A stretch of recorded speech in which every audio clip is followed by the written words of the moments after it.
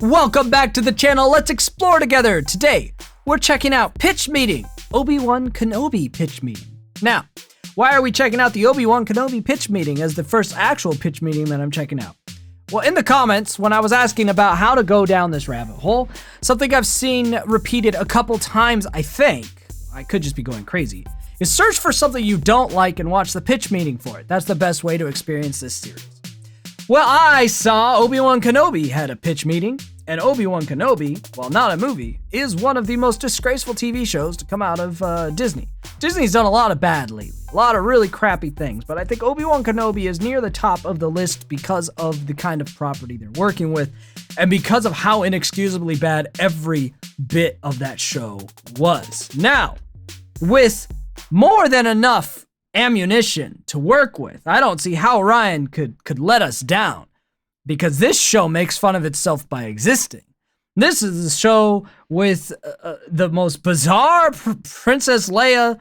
It's like a super kid when they want her to be, and completely an idiot when they don't. Obi-Wan Kenobi is a complete idiot the entire show until he's randomly like a Jedi Knight that can best Darth Vader again and doesn't kill him for no reason. Spoiler alert, but honestly, I'd rather spoil this show before you watch it so that you don't watch it. Yeah, it goes on.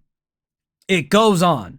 There's not one plot point to this show that made a lick of sense, and on top of all of that, it is the most poorly shot Star Wars thing that exists aside from the Star Wars Christmas special, which honestly, the corny nature of that at least has like a charm to it. The 90s, 80s VHS look kind of has like a charming sitcom feel, whereas Obi-Wan doesn't even have that. It is shot so poorly.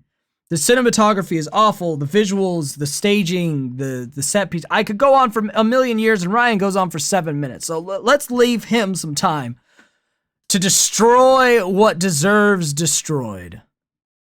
It's in the past now. What was it that Ryan Johnson said when he subverted our expectations? Let the past die. Well, now the Obi-Wan Kenobi shows the past, so let's let it die. Good. Spoil it. So, it you spoiled have some itself. Star Wars milk for me? What, like the blue milk? No, like another way to milk the franchise we bought for billions of dollars. Oh, right. Yes, sir, I do. Amazing. So what did you have in mind? I was thinking we'd do an Obi-Wan Kenobi show for Disney+. Oh, that's a very recognizable name. It sure is, sir. So this would take place 10 years after Revenge of the Sith, and Obi-Wan is living on Tatooine and looking at a little boy through some binoculars. Watching people through binoculars is tight. Generally not, no, sir, but this is a 10-year-old Luke Skywalker. He's from the Star Wars Holiday Special, amongst other. Yeah, it's called the Holiday Special, not the Christmas Special. He's in it for a couple minutes like all the other main characters. Mark Hamill and Harrison Ford. I don't know how they got them to sign on to that thing for the couple minutes they all make cameos. Things, yeah, so Obi-Wan is keeping an eye on him, you know, in case anything happens. Oh, right. And you know, in the past 10 years, Obi-Wan hasn't been doing any training or Force stuff, so he's pretty weak now. So how is he intending to protect Luke if anything happened? Oh, unclear, but so then on Alderaan, a 10-year-old Princess Leia gets kidnapped. Oh, she's from Rogue One, a Star Wars story. Yeah, other things too, though, and she almost gets away because these bad guys are like clumsily whacking their faces on tree branches and stuff. Just look at this. Does this look like a Star Wars movie to you, these shots? Or even a Star Wars TV show? Shaky cam for no reason? The lighting is so lazy and this alien outfit is so lazy. It looks like an old Sci-Fi Channel original movie. Or a Star Trek The Next Generation episode. It is such an embarrassing subpar quality just visually. Like, we've had bad Star Wars movies since Return of the Jedi. Let's keep it a stack. Return of the Jedi is not even good, and that's original trilogy. So bad Star Wars stories and acting and pacing have always existed, but never to the level that Obi-Wan Kenobi took it, because it's also visually, not just for goofy CG, just shot composition-wise, visually appalling. The scoring, the music, aside from like one scene, is absolute trash. And then the story is the most incoherent Star Wars story ever, and I'm including Rise of Skywalker in that.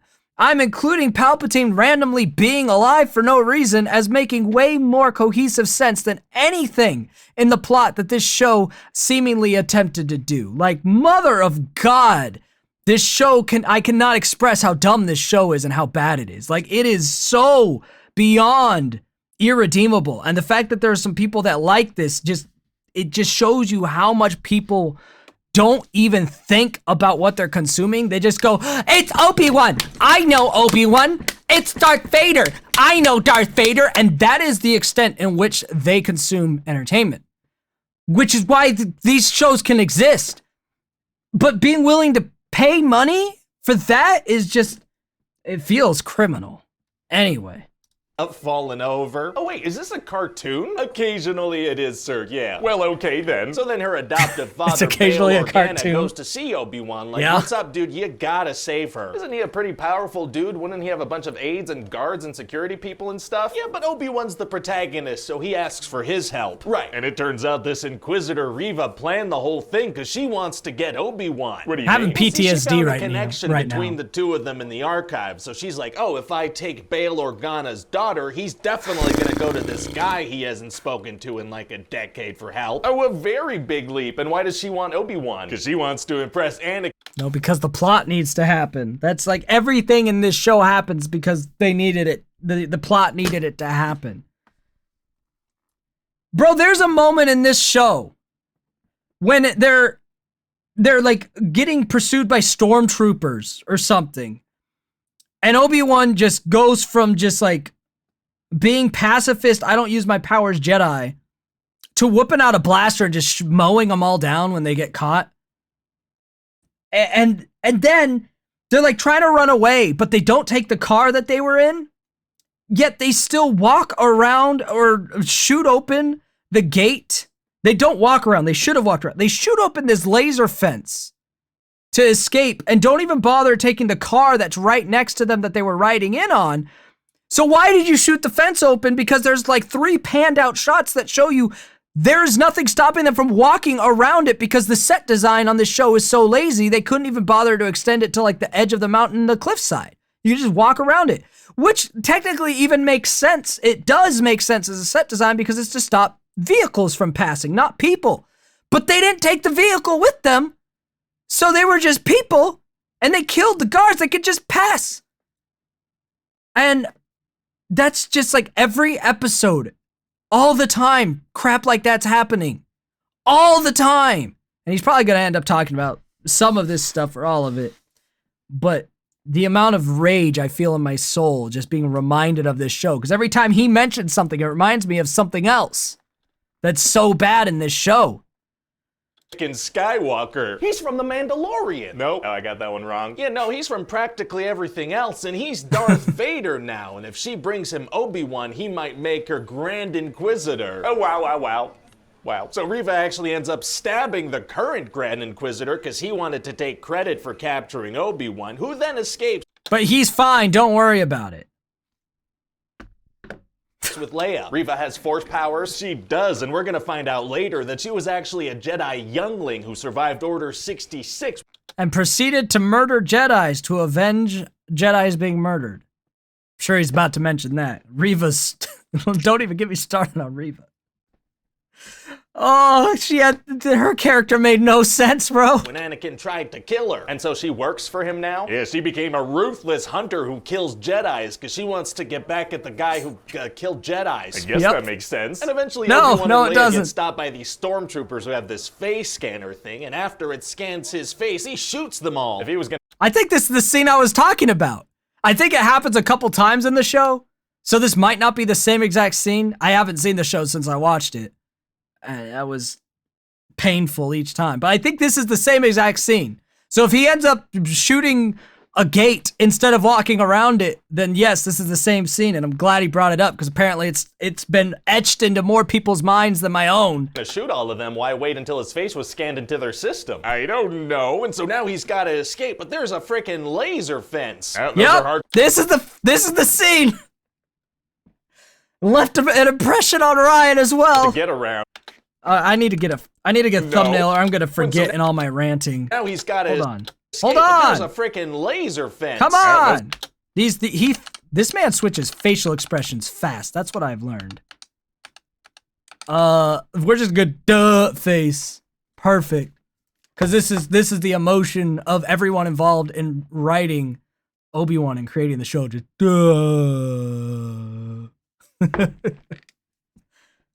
We make money. Hard to get around AR, except for this one, which is very easy to walk around. Oh, well, good. Yeah, so they panic for a second trying to get through, but then Obi-Wan realizes he can shoot the control panel and get through. Why didn't he just walk around? Well, this is much more exciting, sir. I guess so. Anyway, then they're immediately about to be captured again, but this lady, Tala, saves them. Oh, she does? Yeah, she works for the Empire, but doesn't like it, so she decides to help them escape through this secret tunnel she has going.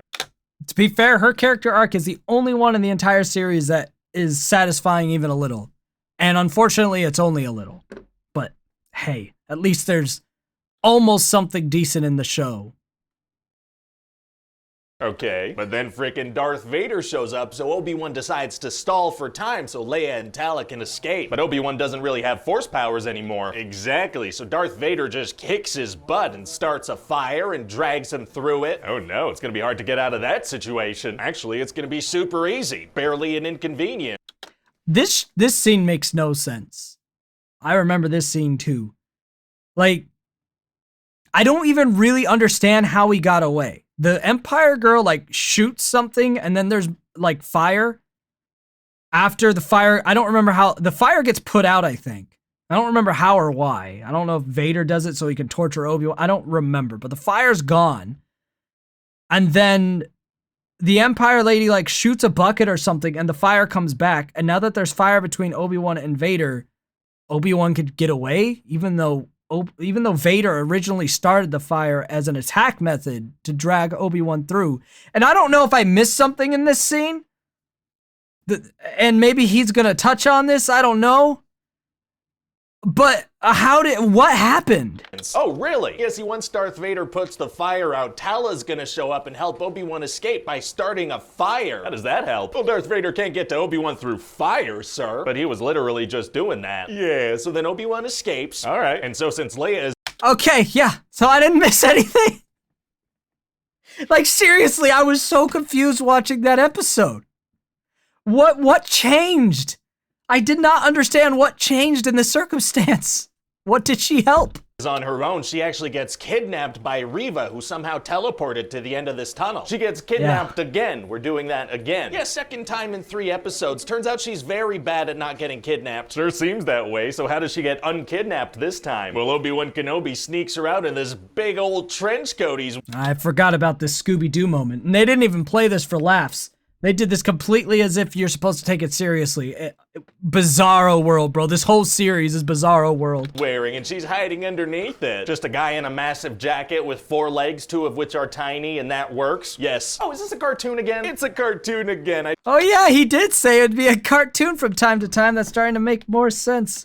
Be a better way to try to interpret this movie. I told you that would happen from time to time. Right, you did tell me that. So Darth Vader's angry at Reva for letting them escape, but she's like, sir, whoa, I put a tracker on Leia's toy, so that's pretty cool, right? On the Princess of Alderaan's toy? That's right. Seems like they'll probably end up on Alderaan. Yeah, that's definitely the final destination, but now they'll be able to track that. Interesting plan. So eventually she manages... I didn't even thought about that. What is the point of a tracker when we know exactly where she's going? I think... If I'm not mistaken, I think he's missing a plot point here. I'm pretty sure she knew that he was working with a Jedi protection group, and that's how they were going to smuggle her back to Alderaan. That's why tracking her was actually helpful, because it helped them find this group. I think that was the actual plot line. It's not like it's super better, but there was slightly more consideration to why the tracker was useful in this instance, if memory serves. Just, I'm not defending this show clearly, but just throwing that out there. To get all the good guys trapped behind these big blast doors, and she's having a bunch of stormtroopers try to blast them open. Uh-oh. But then Obi-Wan stalls a little by... Oh yeah, this one, she just sticks her lightsaber in the door to open it, and after like 3 minutes of them blasting at the door, like, why didn't you start there? Saying he wants to talk to her, and he figures out the thing about her surviving Order 66, and then she opens the door with a lightsaber. Yeah, see, he's hitting all these same spots, and anytime I predict a video like this, I predict a video. People are like, why do you watch these before? I don't have time to watch this before I react to it, okay?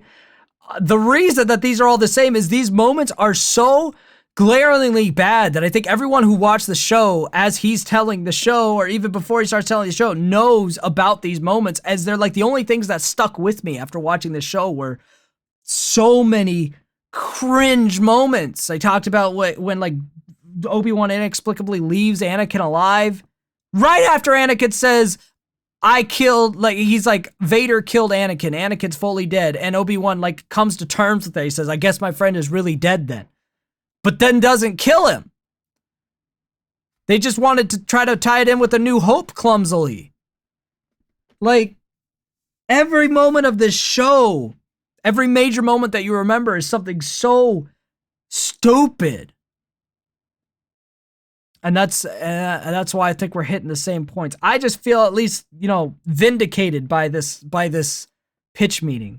I might seem like I'm not enjoying this, but in a dark, the world is terrible way I am. Seems like she should have led with that. Maybe. And so then they decide to team up to try to take Vader down. How do they do that? Well, she just goes ahead and tries to stab him. Yeah, I was about to say, she acts like she has this whole plan, and Obi-Wan's like, I'll work with you. And I'm thinking Obi-Wan was gonna be the bait, like actually, and then while he's distracting her, she'll like slice him or something. No, she just out of nowhere while Obi-Wan's escaping just tries to clobber him. And then he beats her ass without even using his lightsaber. And then he stabs her, but stabbing doesn't matter in the Star Wars universe in general. Darth Maul got chopped in half and survived, so Star Wars has been on that bullshit for a long time.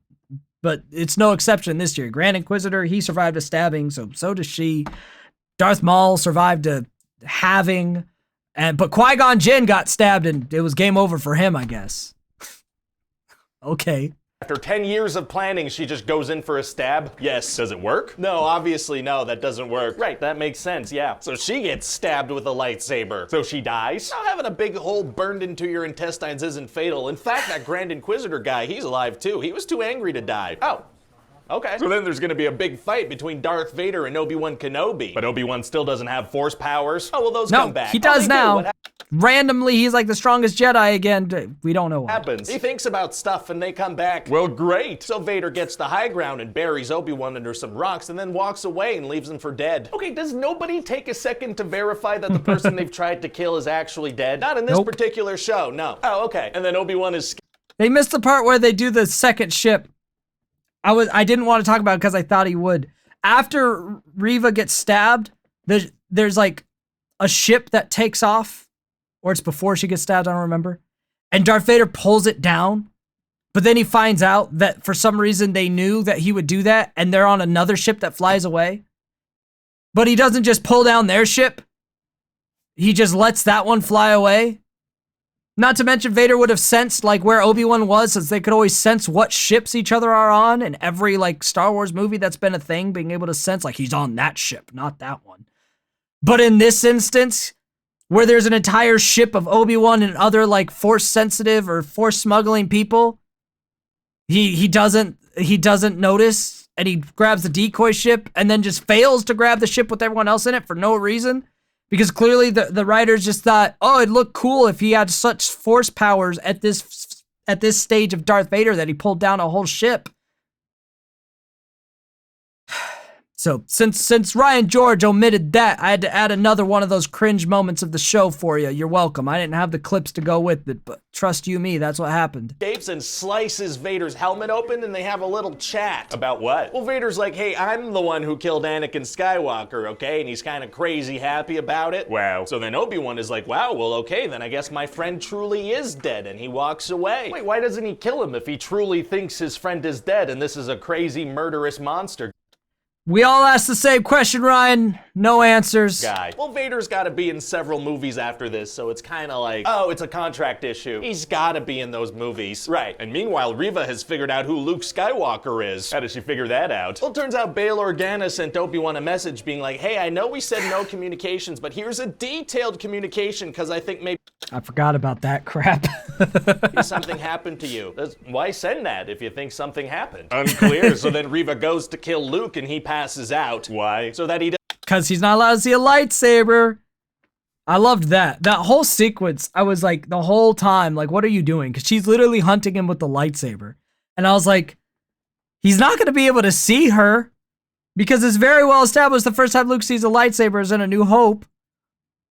And so when he fell and got knocked out, it was just so cringy to everyone watching. Like, okay, that's good attempt, I guess, at covering the plot hole you were about to create through your nonsense. Something happened. Unclear. So then Reva goes to kill Luke and he passes out. Why? So that he doesn't see a lightsaber and mess up the canon. That makes sense. Good call. But then Reva can't bring herself to kill this child, so that's a nice little redemption arc. She's killed a bunch of Jedi for it was so weird that they try to make you like suddenly be okay with her. She was trying to kill Luke because she found out it was the dude's kid who killed her friends. But after he killed her friends, he traveled the galaxy killing other Jedi for him out of some big plan where she would somehow enact revenge on him. And then she's like, all right, I'll just kill your kid. Like, the only arc of this character that makes any rational sense for her actions is that she was so disturbed by post-traumatic stress disorder and never learned how to work through those issues that she's just an unhinged, crazy person. So that's either a villain or just someone that you feel sorry for, but in no way like a protagonist type character or anti-hero, which is what they try to frame her as by the end. And I'm like, how are you think you're gonna pull that off? That's not one of the options that you had based on this character's motives and following actions from those motives. What are you doing? And it just comes down to people that have no idea how to writing these stories.